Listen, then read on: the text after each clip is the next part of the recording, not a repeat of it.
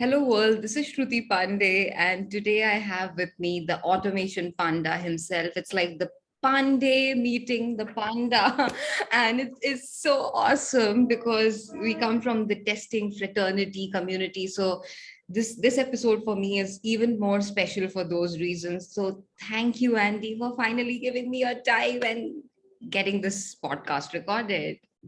Well, thank you for inviting me, Shruti. Thank you so much. So, do you want to share any of your Python Panda or any of the stories, or should we just dive into, the three questions that I've created for you? I say let's just dive in. People probably know who I am already. All right. So maybe I would let them know a little bit more about you, what they don't know about you. Okay. So I'll try my best.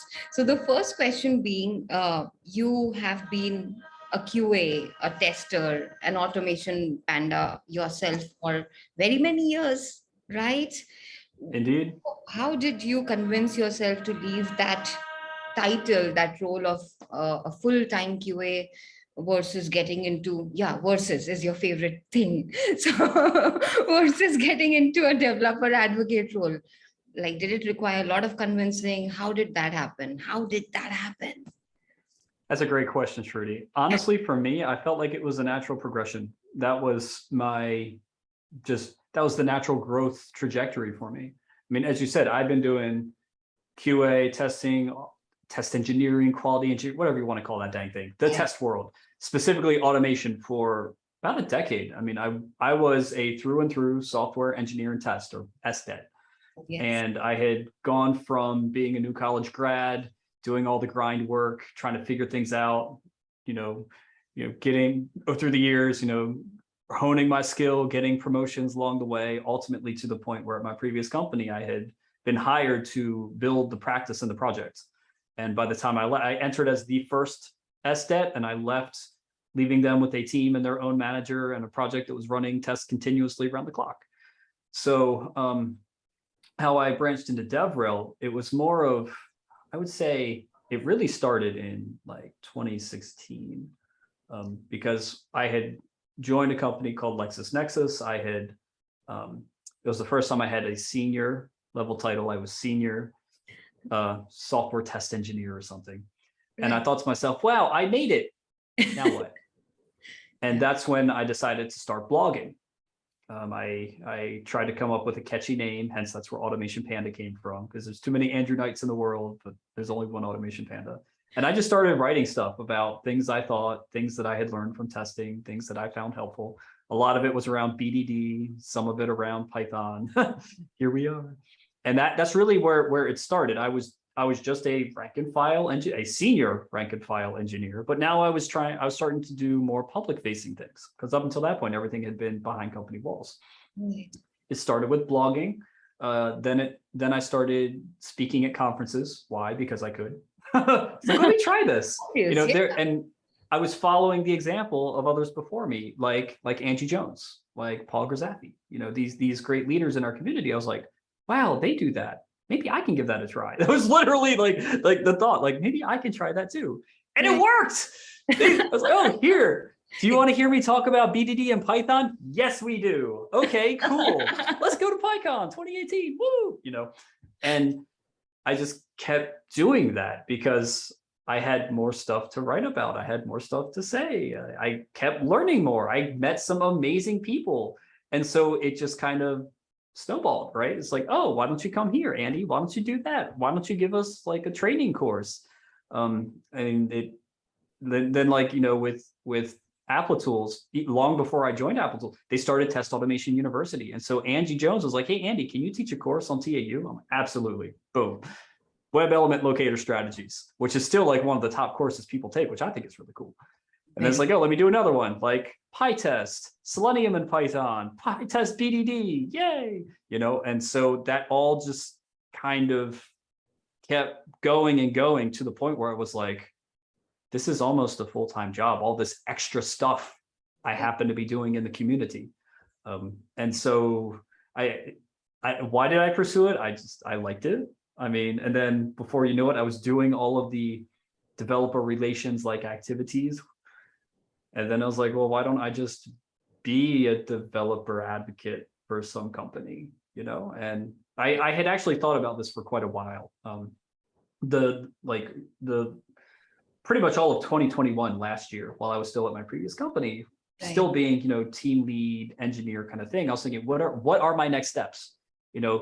Thinking back to 5 years before when I started my blog, it's like at that time, those were the next steps. Well, here I am now, I'm the automation panda. What are the next steps for me? Right. And so I thought, well, maybe it could be developer relations. Maybe it could be consulting. I had considered that path too. Yeah. Ultimately, the opportunity came forward for a developer relations role at Applitools. And so when none other than Angie Jones reached out to me and was like, hey, Andy, you want to join me here? I'm like, yes. There was no way the answer was going to be no. Absolutely. Absolutely. Like, why would you turn that offer down? Exactly. Why would you? So thank you for telling your story so honestly, so transparently, and giving all the nitty-gritties of it, because it makes absolute sense. If that is not a natural progression for a full-time tester who's already doing things on the sideways to get into full-time of that, like what other thing to do? So it is actually a natural progression. And I want to understand from you another thing adding to your story, which is what does it really take to become a developer advocate or a DevRel for any human in general. So this is your story, but if people get inspired and might be doing different kind of jobs, it could be developer, it Sure. could be DevOps, it could be anything.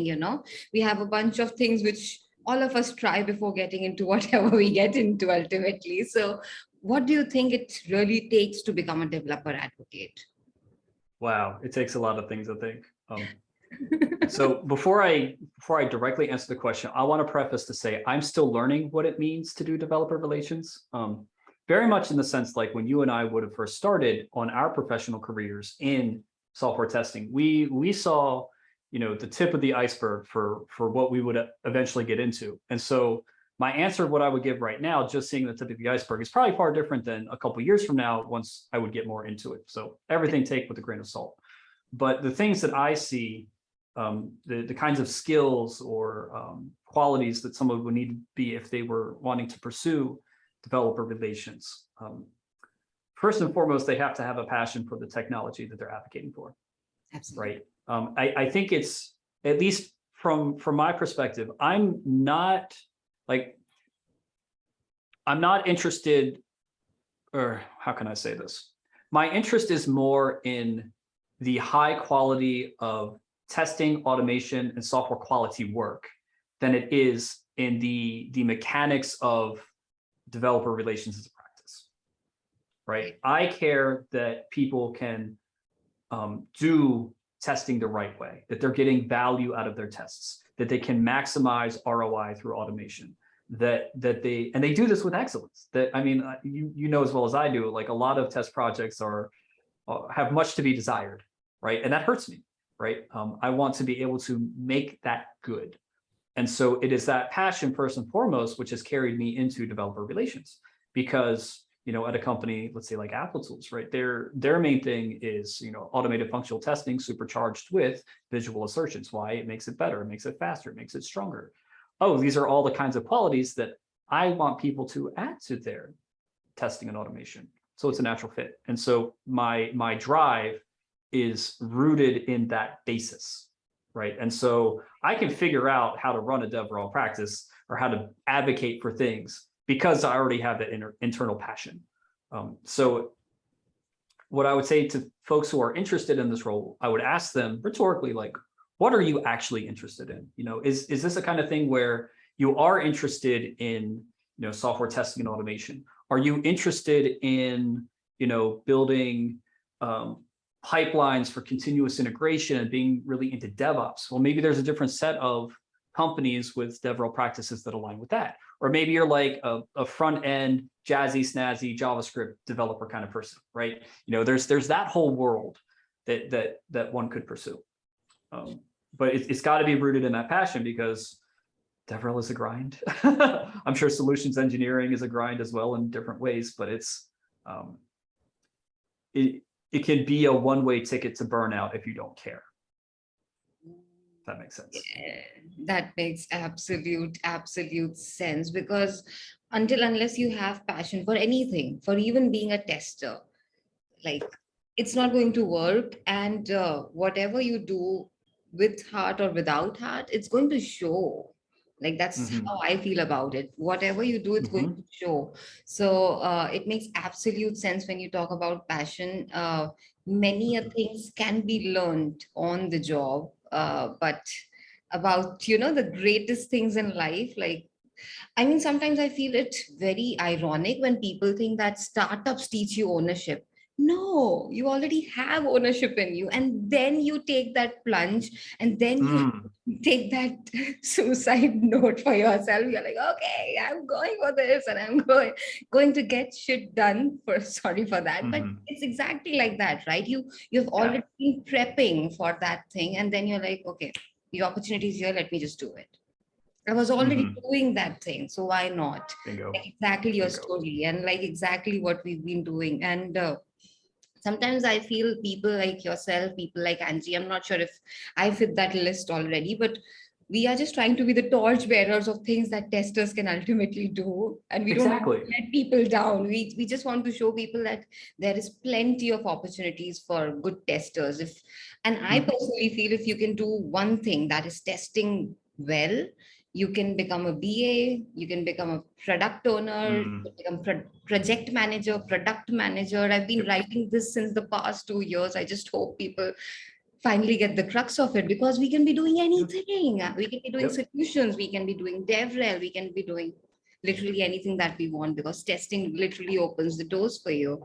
So I want Bingo. to understand one last aspect from this, because usually for people like solutions engineering and DevRel, we are often asked this, that do you really code now, or was it Oh, just in your past experience? Do you ever like, are you ever hit with that question, like, do you still code, Andy? And if you do, so really, yeah. what's the frequency? What do you code and stuff Mhm. like that? So what's your answer to that? Sure. So yes, I still code. Yeah. I see lots of people asking DevRel people that question. You're actually the first one who's asked me that. Um, so then what do I code and how often do I code? Yeah. Um, I can start by what I'm not coding. In my previous job, I was, like I said, rank and file engineer, team lead. I built that project up, built a team around it. And so I was like, 3/4 of that job was coding automated tests. It was C# Selenium, spec flow. So that was, and it was high scale kind of like, production ready for CI kinds of tests. I don't do that kind of coding anymore.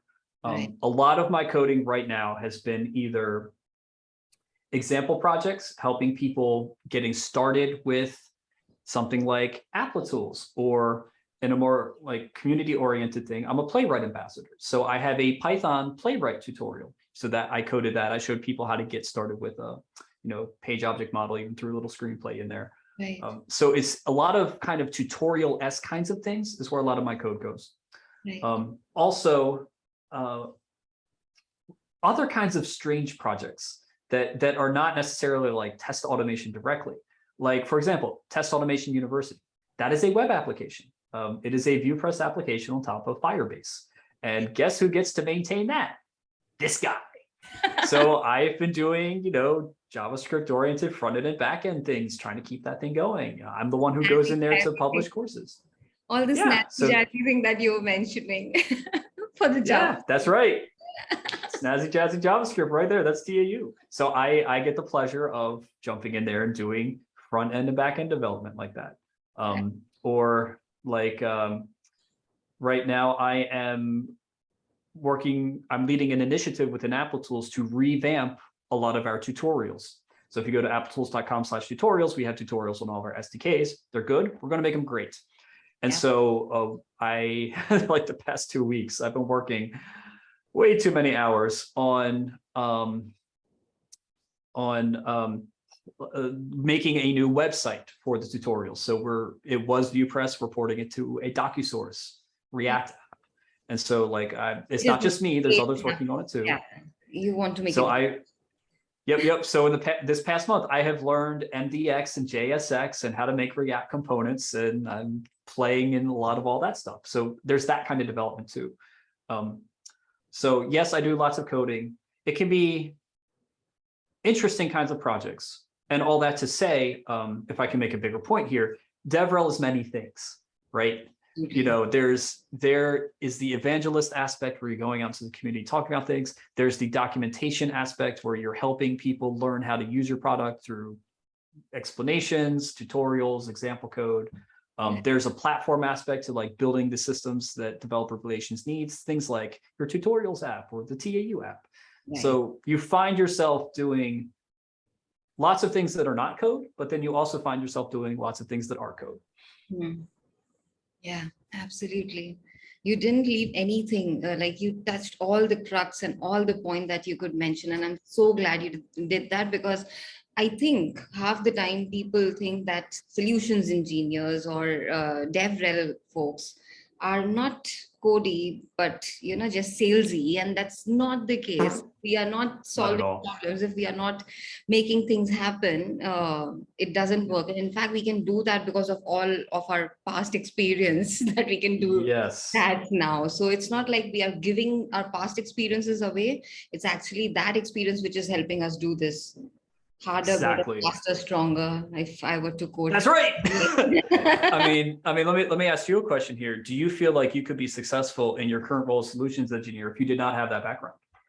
Absolutely not. In fact, like I said earlier, that if you do testing right, like do anything, pick one thing in life and do it right, and it will show you everything. So I did testing, I then did solutions.